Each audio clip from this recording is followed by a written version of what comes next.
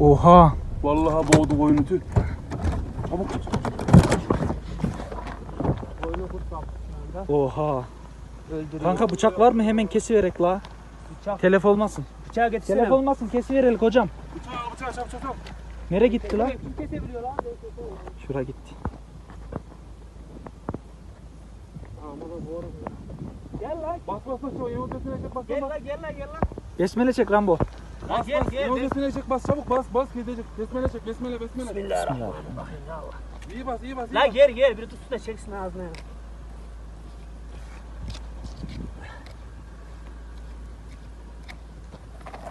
Vay ağzına tükürüm. Vurmuş lan ben köpek zannettim.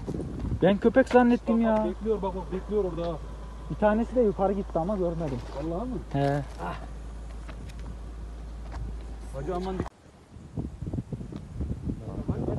Gel koyunu götür. Yol üzerinde geldiğin zaman yolun kıyısında. Bak buraya bir şey yapmış ha. Yolla giderken koyunu kurt kaptı. Kaptığını görüyorduk. Ya kurdu gönderdim Arkadaşlarla şimdi, hemen kurdu da kesmeyi bekliyor aşağıda. Ben akıl kestim ettik ve koyununu. çok şükür koyun can vermeden Kurt bekliyor. Hacı Ee, kimse kestik. yok, kimse kalmadı. Kurt telef da olmaktan başladı. kurtardık. Kurt da orada bekliyor.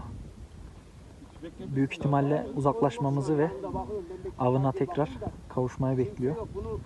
Burada bir tane var. Bir tane daha vardı ama nereye gitti onu göremedik. Koyunu kurtardık çok şükür. Ama maalesef Vallahi canından burada oldu. şey yazıyor. Şimdi yakınlardaki bir çobanı bulduk. Büyük ihtimalle koyun onundu.